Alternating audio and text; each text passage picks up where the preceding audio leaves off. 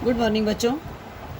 आज हम लोग बच्चों महाभारत में लेसन 18, ये मेरी ओल्ड बुक है बच्चों इसलिए ये 18 है और आपकी बुक में ये 19 लेसन है।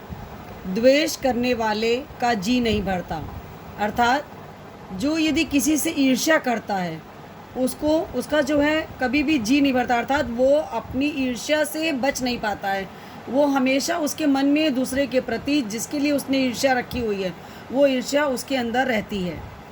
तो बच्चों इस लेसन के माध्यम से आपको दुर्योधन के बारे में बताया गया कि दुर्योधन जो था वो हमेशा ही पांडवों से ईर्ष्या करता था।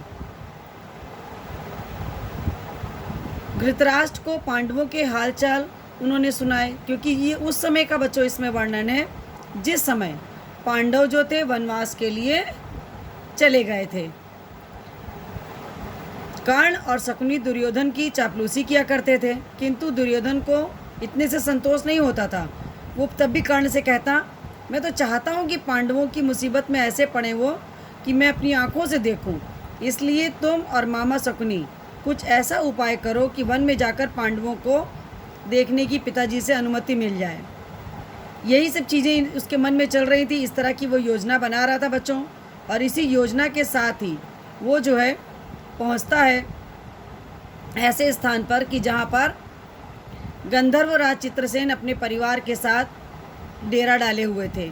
वहीं पर बच्चों दुर्योधन भी पहुंच जाता है उसी जलाशय के पास, और अपने तंबू जो होते हैं जिसमें मतलब रुकते हैं लोग, गाड़ने लगते हैं। तो गंधर्वराज के जो नौकर थे बच्चों बहुत बिगड़े, और दुर्योधन के जो अनुचर थे उनके नौकर थे उनको खूब खबर ली। वे कुछ भी ना कर सके और अपने प्राण लेकर भाग खड़े हुए। जब दुर्योधन को बच्चों पता चला उसको बड़ा क्रोध आया। उसने क्या किया, तालाब की ओर बढ़ा और गंधर्वों और कौरवों की सेनाएं जो थी आपस में यहाँ पर भिड़ गईं। और इससे क्या होता है बच्चों कि यहाँ पर ये जो है हार जाते हैं। चित्रसेन ने उन्हें पकड़ लिया और रस्सी से बांधकर अपने रथ पर बैठा लिया और शंख बजाकर विजय घोष किया। तो युधिष्ठिर ने जब सुना बच्चों तो वह दुर्योधन व उसके साथी अपमानित हुए हैं, तो उसने गंभीर स्वर में कहा, भैया भीमसेन से कहा कि भाई भीमसेन, कितना भी करो ये हमारे कुटुंब हैं, हमारे परिवार हैं, तुम जाओ और अपने बंधुओं को गंधर्वों के बंधन से छुड़ा लो। युधिष्ठिर के इस तरह से आग्रह करने में बच्चों भीम और अर्जुन कौरवों की बिखरी हुई सेना को इकट्ठा करते हैं और गंधर्वों पर टूट पड़ते हैं और वहाँ से उनको बंधन मुक्त करा देते हैं। पांडवों के वनवास के समय बच्चों दुर्योधन की जो इच्छा राजसूय करने की थी, किंतु पंडितों ने कहा कि धृतराष्ट्र और युधिष्ठिर के रहते जो है वो ऐसा नहीं हो सकता है, उनको अधिकार नहीं है। तो ब्राह्मणों की सलाह मानकर दुर्योधन ने क्या किया बच्चों, वैष्णव नामक यज्ञ करके संतोष कर लिया था। इस प्रकार से बच्चों उन्होंने आगे बढ़ कर के जब चले तो क्या होता है कि दुर्वासा ऋषि मिलते हैं, तो उन्होंने उनका खूब आदर सत्कार किया। उससे वो प्रसन्न हो गए और उनसे बोले कि आप जो है तुम मुझसे कुछ भी वरदान मांग सकते हो। तो इसने कहा कि वरदान तो नहीं, आप मेरी प्रार्थना मान लीजिए कि अपने शिष्यों के साथ आप युधिष्ठिर के आश्रम में जाइए और वहाँ पर जाकर के अब वो आपका सत्कार करेंगे। मुनि ने कहा अच्छा, अब हम सभी स्नान करके आते हैं, तब तक भोजन तैयार रखना। कहकर दुर्वासा शिष्यों के साथ नदी पर स्नान करने चले गए। अब बच्चों वनवास के बाद में जब जो है युधिष्ठिर से प्रसन्न होकर सूर्य ने उन्हें एक अच्छे पात्र प्रदान किया था।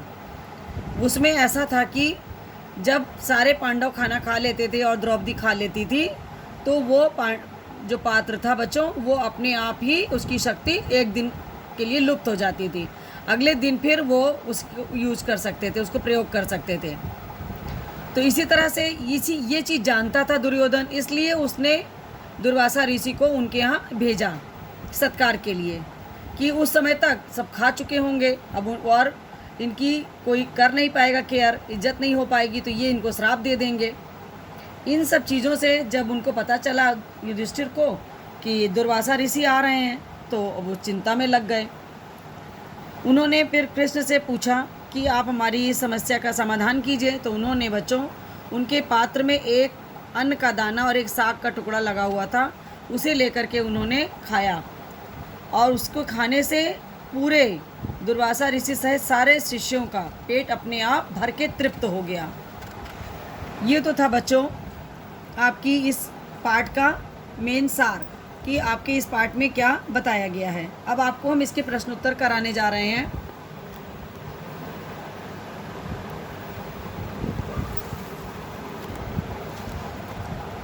सबसे पहला क्वेश्चन है बच्चों, दुर्योधन के पास कौन अपने 10,000 शिष्यों के साथ हस्तिनापुर आए थे। मैंने अभी आपको बताया भी था इस क्वेश्चन के बारे में कि महर्षि दुर्वासा ऋषि जो थे वो अपने 10,000 शिष्यों के साथ हस्तिनापुर आए थे। दुर्योधन की सेवा से प्रसन्न होकर दुर्वासा ऋषि ने वर मांगने को कहा था। दुर्योधन ने फिर क्या वर मांगा? दुर्योधन ने वर के उपलक्ष्य में प्रार्थना की कि दुर्वासा ऋषि वन में जाकर पांडवों का सत्कार स्वीकार करें। वनवास प्रारंभ होने से पहले सूर्यदेव ने युधिष्ठिर को क्या प्रदान किया था?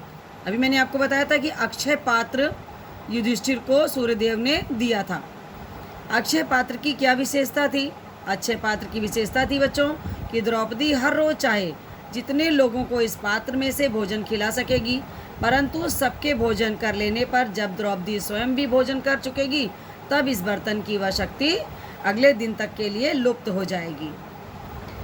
दुर्वासा ऋषि के आगमन से पांडव क्यों परेशान हो गए थे? द्रौपदी सभी को खिला पिलाकर स्वयं भी भोजन कर चुकी थी, इसलिए दुर्वासा ऋषि के आगमन से पांडव परेशान हो गए थे।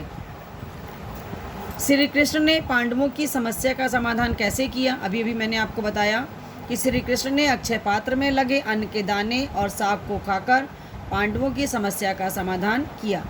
इस प्रकार कृष्ण ने बिना ऋषि और उनके शिष्यों को भोजन कराए बिना ही तृप्त करा दिया और श्री कृष्ण ने अपनी महिमा से द्रौपदी एवं पांडवों को अपमानित होने से बचा लिया। बच्चों ये क्वेश्चन आंसर आप अपनी कॉपी पे कंप्लीट कर लेंगे। ये लेसन आपका कंप्लीट हो गया। धन्यवाद बच्चों।